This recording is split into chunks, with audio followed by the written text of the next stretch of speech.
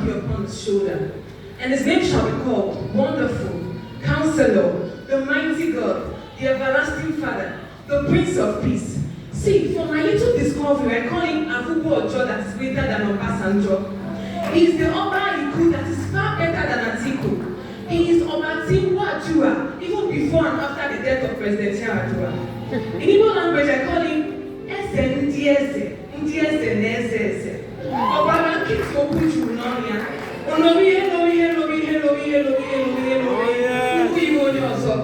He has been on the throne before the arrival of Mungu Park. He waits for no approval from David Mark. He's the God of all tribes, yet he has no tribal man. Listen, I'm still talking about the God that doesn't need to eat yam in order to remain the I am that I am. I call him Lord God Almighty, Owoge in diversity, Odieshi in brutality, crowned in royalty. So let's bow in loyalty and worship his majesty.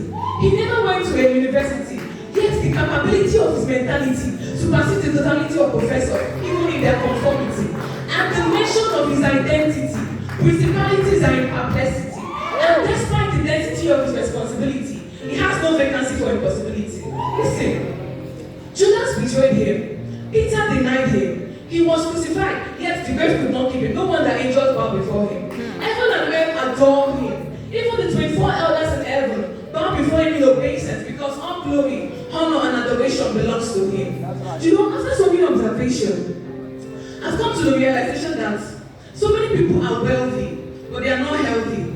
Some have the provision, yet lack the vision. So many people are living in isolation, starvation, condemnation with great affliction. But for us, all depressions, oppressions, suppressions, and about tension and hypertension were both under subjection beyond human comprehension. That is why we're not in detention. Neither are we under persecution, because it's a God that declares you innocent, even when you are not a saint. You know, his name is Yahweh. That means he can make way where there seems to be no way, even in no way. I call him Rock of Ages, my dearest rock. He is more reliable than Asorok. He is the second God that resides in Africa, yet his presence is highly felt even in America. I mean the Lion of the tribe of Judah. He is more superior than the governor of Florida. He doesn't use GSM, Twitter, Instagram, or Facebook yet. Billions of people call him, follow him, and seek his face daily in his book. I call him Jehovah Adonai, my number one, because he responds faster in time of trouble than 911. Ancient of days that uses no Google, yet he sees wider and farther than Google. Man, I call him Jehovah God of 247, because he can turn situations around before the count of 7, and still forgive your iniquities even after 70 times 7. He is the master of all creation that reigns from generation to generation. He died in crucifixion, chapter for your emancipation. Through his condemnation, you obtained divine justification. And before his ascension to his mansion, he made provision for your vision. He is your portion and possession in all ramification, the God of your commission that foreknew you before the creation. There is nothing like commission in his mission. Your present help in every situation that lifted you from a place of opposition and set your feet on a higher position. The center of your attraction, the end of every discussion, beautiful beyond description, and not limited by your imagination. Listen, the Bible says in the book of Psalm 121, from verse 1, it says, I will lift up my eyes unto the hills, from whence cometh my help. Now listen to my own version. My help cometh from the Lord God, able, stable, and unbeatable. He will never suffer your feet to tremble, for he that keepeth thee will not fumble.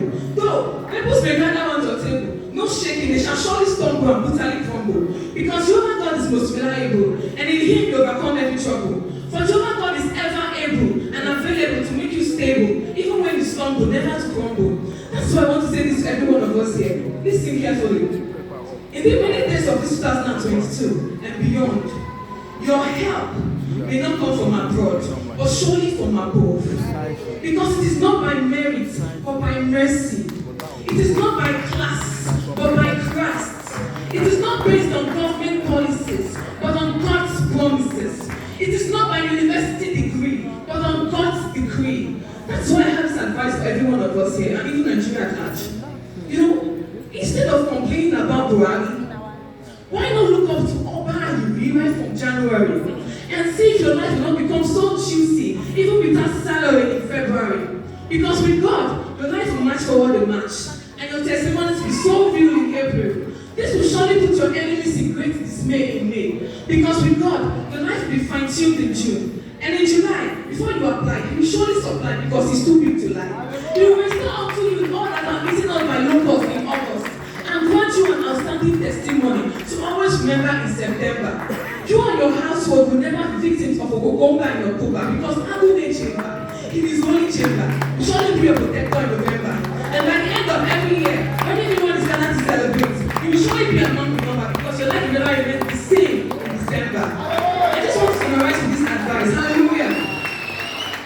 Aspire to acquire your desire which you admire. If by the way you aspire, do not retire, but inspire to acquire your desire which you admire. Because in Isaiah, even in Jeremiah, Nehemiah, Obadiah, Zephaniah, and Zechariah, it is the desire of the Messiah to grant you your heart desire. So when you aspire to acquire your desire which you admire, I repeat again, I said, when you aspire to acquire your desire which you admire, expect to perspire. But when you get tired, do not retire, but look up to Messiah, and He will give you your fire, and never will go haywire. If you please shout hallelujah.